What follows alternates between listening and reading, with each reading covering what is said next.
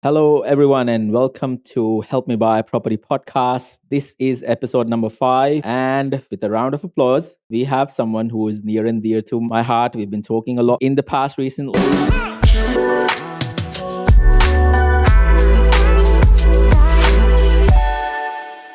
And so this is Cheryl Leong. Thank you for joining me on the podcast today, Cheryl. Hey Moss, how are you doing? Thank you so much for having me here. I'm really excited. I am doing wonderful, and it is Friday here today. It is very cold. Cold Melbourne, I believe cold Sydney as well. And so we haven't seen the summer that is supposed to come in, right? That's why I am relocating to the Sunshine State. I'm soon to be a statistic of all the Southerners that have moved up and exited the cold and miserable weather to move up to where it's sunny and lovely. Definitely. And so we'll hear more about that, your transition out of Sydney and to Sunshine State. And so let's get right Let's into do this. it. So I'll talk a bit about success. So I strongly believe that there is no elevator to success. Okay. And so, or if there is an elevator to success, it's always out of order. And so you need to stairs, You've been you need to taking use the this stairs or the you wrong need to use the elevator. ladders Yeah. to basically take one step at a time. And so talk to us about who the real Cheryl Leong is, not the one that runs Growth Hub right now. Talk to me a bit about your life story. Where did you start? Where did this all Goodness. happen? How did this all happen? How did this person happen? Such a big question. I do love sharing it because it really is a story and a journey of self-discovery, of growth, of just growing into the person that I've always wanted to be and into the person that I never knew was possible. I was born in Malaysia, so this is the life story. I was born in Malaysia. We moved to Singapore when I was about 4. My early memories was of being in kindergarten in Singapore, and it was funny because my parents, as much as my parents and my family are Chinese, we didn't speak Mandarin. Wow. And then in kindy, I used to get I used to get in trouble because I was known as the kid that didn't speak Mandarin. So I spoke English. But so I found that a lot of just being accepted, I guess, to a certain extent was me. Often I remember enjoying being on stage. And so, when you're a little kindy, you've got kids and they go for their little exhibitions. That was the time that I could be myself to a certain extent. And maybe not so much be myself, I could be someone else actually. I remember enjoying being on stage and acting. I think the real me was just afraid to be myself. Whereas if I was in acting mode, I could be someone else that I thought I couldn't be. Does that make sense? Yes, it's like the of whole course, yeah. Almost like fake it till you make it type thing. Obviously, I didn't think of that. Improvising, right? Yeah, improvising. I didn't think of it at the time. Definitely. And so I think a lot of people improvise, and I think improvising is definitely a strong pursuit. But how did the diamond came out of the coal? What was the pressure? There's always been this sort of burning desire in me, Moss, to bring people together, to almost be like, I always want to save. I always felt like I needed to save people for some reason, to be the freedom fighter of some sort. I remember someone asking me when I was younger what I want to be when I grew up. I said I wanted to be a peacekeeper. And I didn't know what that really meant, but the word peace was cool. And little did I know the images of peacekeepers getting sort of, decimated was not as glamorous as I thought. I've always had this thing of bringing people together and creating things. I had a lot of self-doubt when I was younger, particularly in my teenage years. This real sense of huge lack of self-confidence. I couldn't even speak publicly. I couldn't even attend Toastmasters because I wanted to learn how to speak openly, and I couldn't because I was too afraid to even attend Toastmasters. Wow. And so do you know what was driving that? What was driving that nervousness? It had to do with just growing up, being in just culturally, you weren't really encouraged to speak. I think it's a cultural thing. You're sort of quashed. You're a child. You stay there. Don't ask questions. You get told what to do. I'll tell you how to do things. So coming to Australia, the big cultural change for me was really that I had to think for myself. I know it sounds ridiculous, but I had to think for myself, but I had to think more than just what was being thrown at me or given to me. So I was really challenged to step out. For so many years, at school, you've been told how to do things. You've been told how to dress. You've been told that your nails can't be this long or your skirt needs to be whatever. And this is at school and at home. Not that it was oppressive, but there is a level of control. Every part of my life was controlled to a certain extent. And then coming Sure. to Australia, it was just like, oh my goodness, people are asking the teacher questions. What is Wow. this? So that was the part which I needed to grow into. But I always knew there was this part of me that wanted something more and I wanted to make a bigger impact. And I wanted to be in business as well because I saw my dad in business and he struggled a bit, I mean, just like any business owner, the challenges and Yeah. everything else.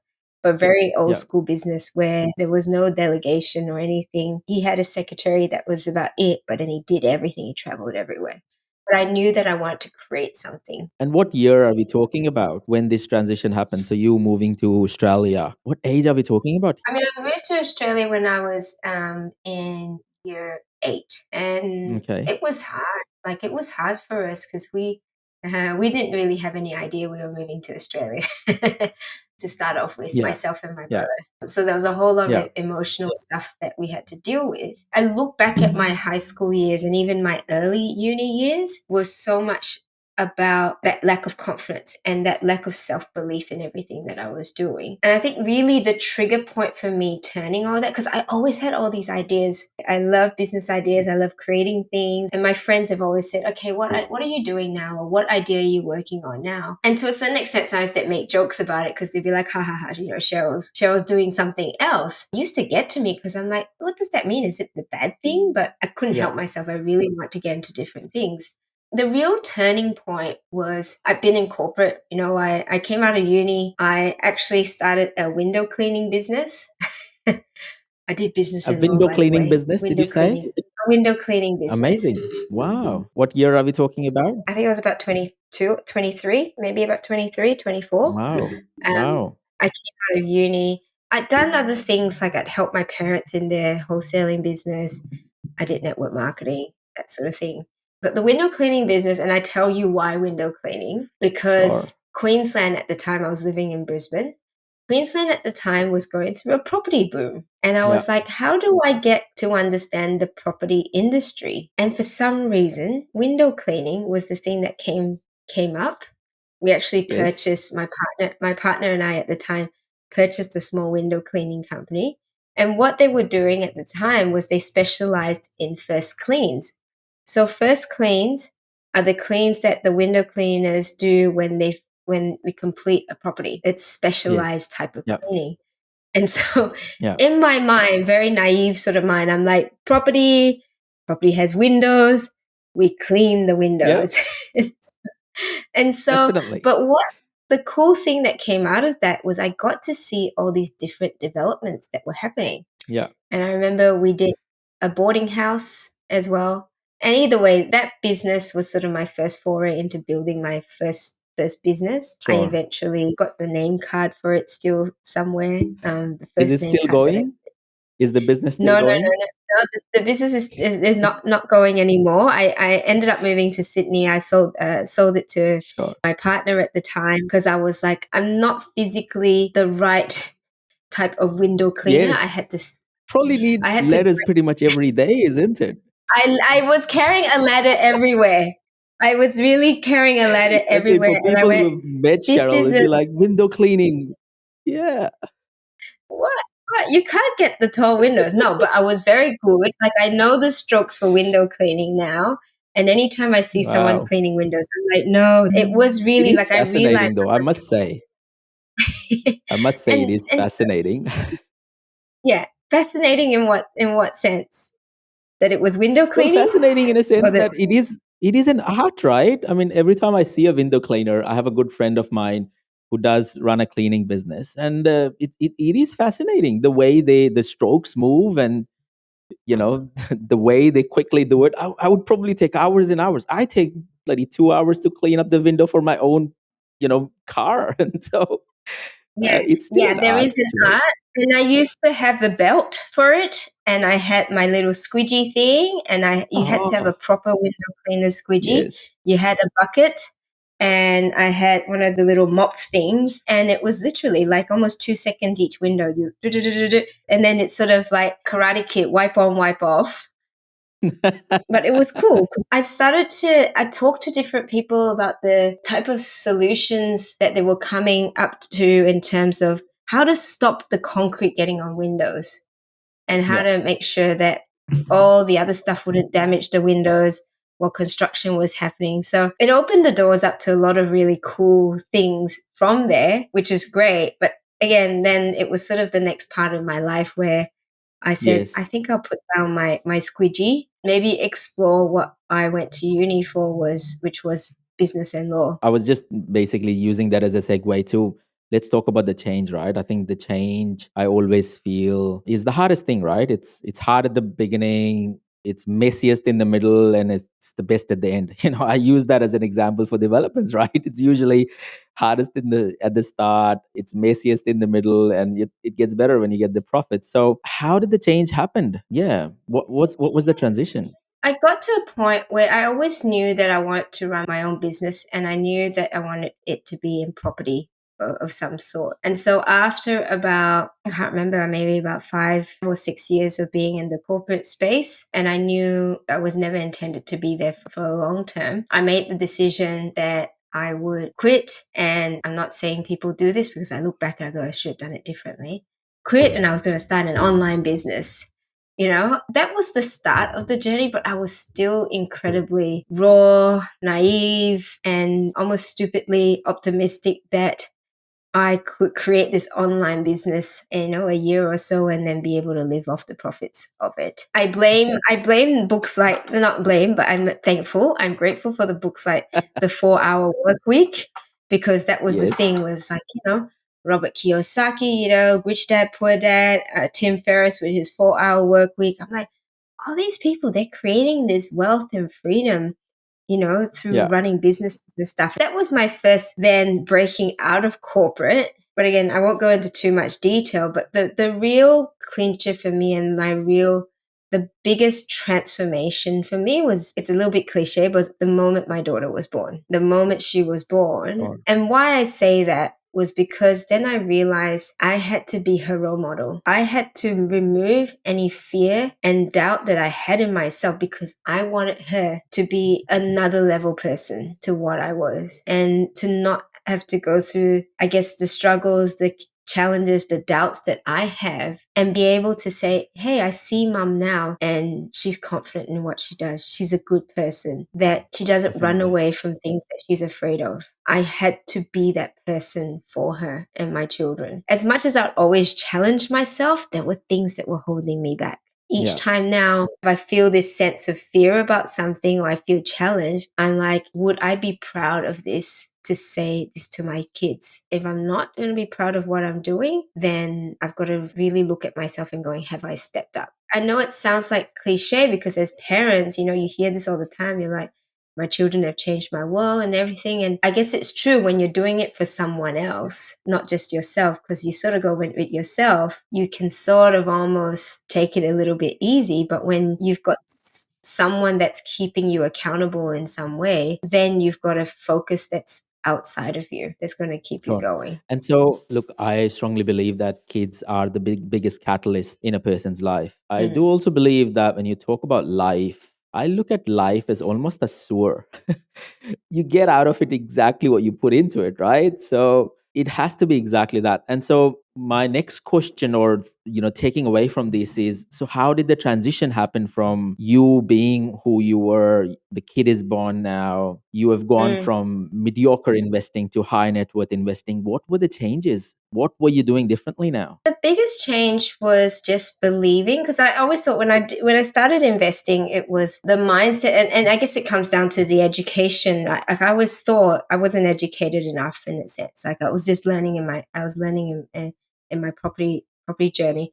I just thought income, serviceability, might be able to do a duplex type thing. And then I always thought I can only earn this much. I always had a ceiling, if you know what I mean. So I always doubted my ability to sort of go, I don't have enough. I didn't look for solutions outside of that. It was only and then the other thing was, because I had this self doubt, I was also afraid to ask for help. I'd ask for help from people that were experts, but like I felt like if I went to someone who was experienced, they would judge me and or wouldn't share information with me, particularly in the property space. And so for a lot of years, I felt, oh, I was sort of stuck. It was a bit of a transition and stuff had happened where I just went, you know what? If I'm feeling this way, I'm sure there are lots of other people who feel a bit lost. And that's when I took over the Facebook groups, build a community of property developers to be able to say, hey, let's share information. That was when I realized like I'm only limited by here, what's in my mind. I've just got to be able to find the solutions and to be able to be creative and be able to ask others to get to the answers that I want. Definitely. And so that was the big thing where I just went, I don't necessarily need to rely on serviceability. There's always going to be something. There's some way, somehow, we're going to make it happen. Has there been any unsuccessful ventures or ventures that you've gone in and thought about, okay, I'm going to go down this route, but nothing went as planned Absolutely. and, everything? Absolutely. There's always going to be ones that sort of, don't go too well. But, if they all go smoothly all the time, how do we learn? There definitely has been. 100%. There's in business and projects. I mean, even the projects now, I'm sure with you, Moss, you come up with something and you're like, oh my goodness, can there not be a day where there's like nothing that screws up? Right. Definitely. It's all around, and I look at it being it's the universe or it's God's way of saying, this is how I'm just making you stronger. Yeah. This is how I'm making you ready for the next challenge. And so is there any one in specific that you would want to really talk about that really didn't go as planned and you just savaged yourself out from it or saved yourself out from it? I would say it was that one business where I quit my corporate job, a good paying job, to start an online business. What was that online business? That online business was called Task Runners. It was at the time, and the whole idea was to engage people who were in our community to be able to help people, their neighbors or whoever who couldn't do things with people who in the community could do things. So I was thinking of like students, retirees, all of that. A lot of you will be familiar with the business Airtasker. Airtasker, yes. Airtasker and Task Runners sort of came out at a very, very similar time. Airtasker I had no idea about venture capital. I had no idea around or an offering or whichever. They had about $2 million more of venture capital than I did. What I thought was that I always needed to put in sweat equity. And we drained a whole lot of our savings and basically did everything ourselves. And so right idea, but wrong timing, basically. Right idea. And I said not the best execution because, again, like I realize now the benefit of investment capital and the benefit of planning and really understanding what you're trying to put together and leveraging other people's skills as well. Not feeling that you need to do everything yourself and be able to say, hi, how can I, if I've got someone who's been successful in launching a similar thing, how can you be an equity owner in that? Or whichever. So that was a big learning from that aspect. And I had to close that down because at the same time, like that business was launched two weeks before my daughter was born. So the real baby took a lot more focus than the online baby. Yes. And so would you say that that was your biggest failure and, those were the learnings that you achieved from doing that? Because naturally what tends to happen is that, people shy away from failure, right? You go through a failure and you feel, you give into the fear. And I always say this, that fear is the fuel that provides power. And so the truth usually sets yourself free. And so how do you come out of these failures if you're not resilient enough, or if you have experienced such a big failure in life? How do you come out and then crawl back out and say, hey, let's fight again, let's put the boxing gloves on and let's go back in the ring? The first bit is to look at that situation and recognize that I know we use the word failure, but I don't think I've ever thought of it as a failure. I think that's the first point, is to be able to say it was just a learning and recognize that Lesson learned. every journey has a lesson, and what can I pick out of that? Because, I have people that I've met from that journey that are still friends with me now, and that I'm doing business with. And this is over 12 years ago. So I look at that and go, that's an incredible win. And that's an incredible, incredible win. And I go, what are the things that I learned in that process that I can do differently now in my other businesses? You're absolutely right. I mean, there is a point where you sort of, you can choose. I think it's a choice. Everyone has a choice to deal with things one way or another. So you can either Yeah. choose, like something happens. I say this to my kids, right? You can choose to either focus on the good, or you can focus on what you think you don't have. And so if you think about this, what would you say would be a single most thing that is most misunderstood by you? And like, there is a no right or wrong answer to this, of course, right? It's almost impossible to please everyone, right? It's almost impossible to be not misunderstood in certain scenarios. I always say this, that, you don't run an ice cream shop to keep everyone happy, but there would be things that you would, annoy the hell out of you, that people really misunderstand you about. And well, this is not me, actually, this is what I'm all about. So, yeah. Yeah. As in general, what people might not really know about me. Is that what you mean? Yeah, yeah, exactly. Yeah. That I'm super, super nice. And You're I not give super, into super everything. nice. Is that what you're saying? No. I'm nice to the point that I give into everything. That I'm Sure. soft. I think that's the thing. I mean, not so much that you can't be nice. That was the saying? The nice girls come last, or something like that. I used to be afraid of being the nice person, and I thought I had to please everyone for a long time. And I think people, because of my personality, also feel that potentially they can take advantage of it, or that I'm a pushover, which maybe I was previously. But again, through the growth, I've been able to balance that a lot better now, Amazing. and be able to stand my ground. And it comes back to that confidence of you recognizing that you are enough, that to trust in your own ability, and to recognize that you have your strengths. So yeah, that's been like I think I've been in a meeting where many years ago, I have someone confront me about things, and I would almost like back off. I wouldn't say anything.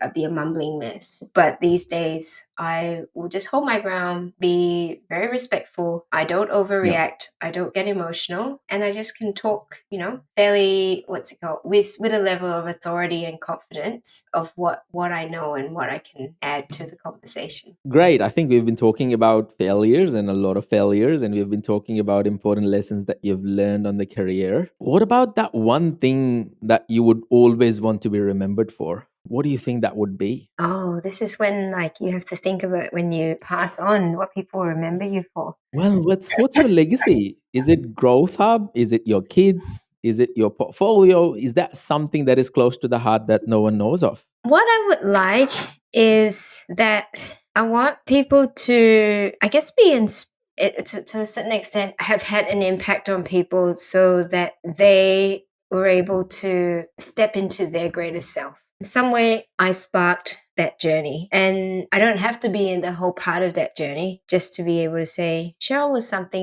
there's something she said, or something she did, that we did together, or she did for me, that really was a catalyst for my change or my growth. That I would say Amazing. would be what I'd like to be remembered for. Amazing. That's very good. And if one piece of advice that you would give to your own self, an 18-year-old Cheryl, Oh my goodness. 18-year-old Cheryl. well, it's only 2 years ago. Yeah, it was only 3 years ago. Okay, we won't get There too you up to go. only 3 years ago. You are so capable of anything and everything that you ever wanted. And you may not realize it now, but you have it all in you. Amazing. This is Amazing. the And like, is and this this is the message to everyone. and this is more resonating to what we were talking before about, how you broke out of your shell, how you found your own voice, how you're not that same person anymore, that someone would have met you probably, even 10 years ago, 15 years ago, right? And you taking that journey from where you were in the high school to where you are. And I strongly believe that mentors play a big role in all of this, right? And I have great mentors that I always look up to when I'm talking about these things. And one of the mentors once said to me that and of course, when life gives you lemon, make lemonade.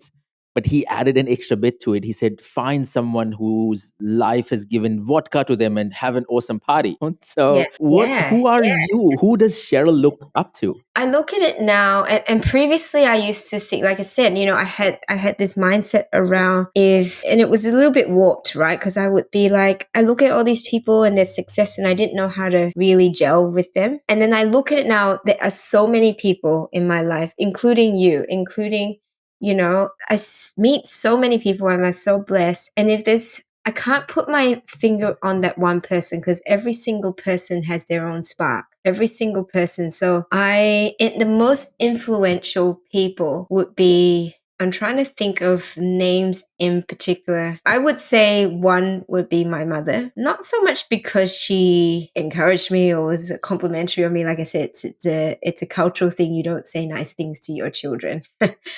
But Yeah. where I see her, she's influential to me because a large part of my growth was also around wanting to be a different person. And she's always been there. In some way or form, she's always been there and has shown her love in the way that she knew best. Is it a different sort of parenting that I do for my children now? Absolutely. But the fact is, at the core of it, she always did what she felt it came from a place of love, and it came from a place of wanting to do the best that she knew how to. So I'd say that's been a big influence for me because I look at it and go, the decisions that I make, do I have the information to make the best decision or the best decision that I know how to? And does it come from a place of love? So that's one, my mum. Number two is in terms of influential, I say a lot of like the spiritual, I don't say coaches, but the spiritual guides and leaders. I'd say people like the Joe Dispensers, the Sun Gurus, the people there from a spiritual perspective. I'd say even Bob Proctor, Uh-huh. that really helped me recognize that I didn't need to control every single aspect of my life. That it was okay to put things out to the universe and to have trust that in some way or form it will come together. I used to get so stressed out about stuff. I'd say I used to get so stressed out about things. I'd freak out about stuff. I'm rushing everywhere and everything. And these days I'm like, honestly, so much more chilled. Yeah. Because I'm like, my life's in the universe's hands. I'm not religious, but I'm incredibly spiritual in that sense. Amazing. And then the third's hard because I'm like, third is every single person that I've been connected with. It would Well, be you have to you. come up with a name. Yeah, It has to be a I, name. It I has to have be a to come name. up It with a cannot name. be generic. Yeah, you have to come up with a name. It Look, there are mentors who you would never discount, right? They are there for the sole purpose of providing a turning point in your life. And so Yes. of course, your learning experience is such that you would absorb from everyone. Be a sponge. My Yeah. dad used to always say, be a sponge, just absorb Yes. every good thing, Yes. I would say the name that comes to mind, I'm more sorry to interrupt there, is I can't help but say like someone like Oprah Winfrey. And she incredibly, incredibly influential person. But likewise, someone who's incredibly successful. She's come from a background which you wouldn't say is, she didn't grow up with a silver spoon in her mouth sort of thing. But she has created and built this empire, which from a material perspective, it's very, it's incredibly successful. But from a connecting to people, that's the big part, which I love Yeah. about Oprah Winfrey, because it doesn't matter if you're someone who is broke or homeless or whatever. Like, she seems to have this ability to connect to everyone. And I would say that Yes. would be the one, Yes. the one virtue and the one characteristic that Oprah has that I aspire to also have. That it doesn't matter who you are. You might be a multi-billionaire or the person who's still struggling to feed themselves. I find that Oprah has that ability to connect from that aspect. 100%. 100%. Yeah. I strongly believe that when you talk to influential people in life, there are two things that they're doing really, really well. They're managing their relationships better and they're managing their finances better. Okay. And so I Mm. always feel that life is all about relationships and finances. And so you look at any decisions that you want to make in life, if you manage the relationship and the finances the right way, you would excel. We talk about developments all the time. I was talking to someone just before we jumped on the podcast, and we were talking about this development project. And I said, well, take a step back. You're talking to people, so manage relationships and finances. Everything would just find its own way. And Mm. so it's so important that you mention the same thing, that you talk about Oprah. Oprah is that one person that you would look at and and feel connected to. She is the one who is an epitome of relationships, right? She Yeah. does the communication so well. She communicates her messages so well. All she talks about is how to manage your relationships with everyone in life. And so I can totally understand and appreciate as to why would she be such a higher person in your influential journey. So yeah.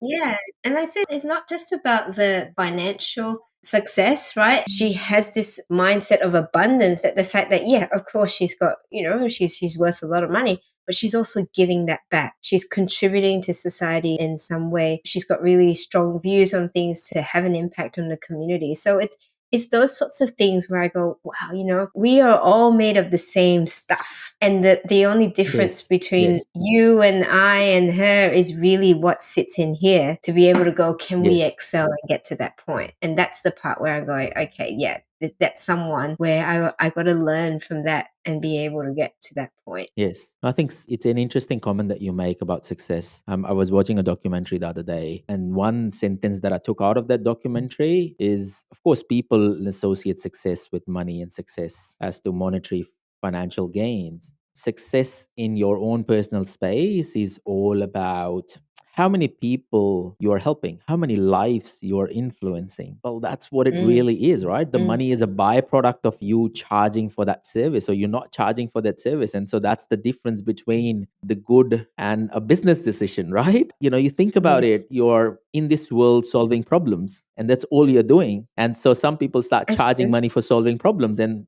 that's the business model, right? Yeah, it's what it is, and there's no shame around that, because money at the end of the day is energy, and it's just a certain energy that's being passed around, trading in some way 100%. or form. 100%. 100%. And so, of course, one thing that I always think about is, of course, everyone loves you and there's a lot of people that you connect to, but there are people that you rough feathers with, right? And so, this is an interesting Yeah, question about what would be the title of the book if your worst enemy wrote it. I have no enemies, Moss.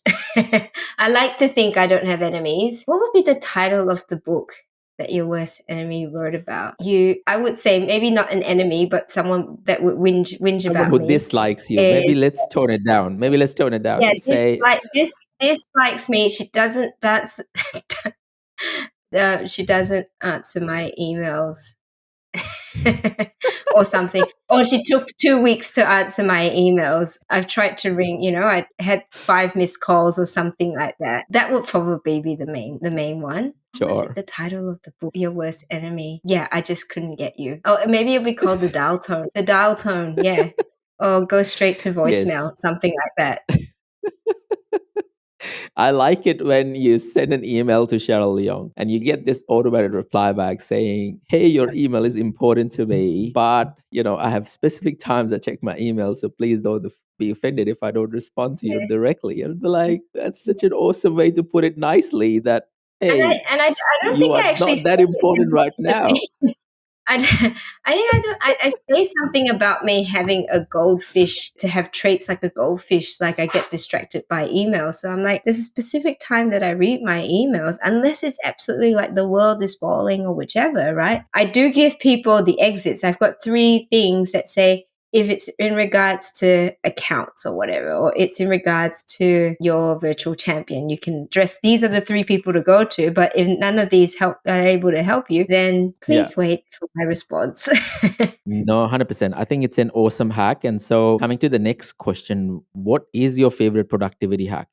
You are the process queen. And so, Oh, what is one delegation. thing that you would leave the listeners with? Like, let go of stuff. Like really let go of stuff. And what that means in letting go is that you either look at what your strengths and your weaknesses are and let go of the things you either don't like, you're not great at, or you just don't want to do, and outsource that or delegate it to someone else. Because the more that you're spending time doing that sort of stuff, it's less of your time being able to do the visionary things, the superpowers that you have. So that's my favorite productivity hack, is to let go and delegate. And so, for people who are control freaks like me, how do you transition to delegating? I guess the thing is to recognize, like, are you spending time doing the things that you really want to do, that really needs your input on? Are you the best person to be able to do that? And also recognize that, it doesn't need to be 100%. Like, even if it's 80% Yes. or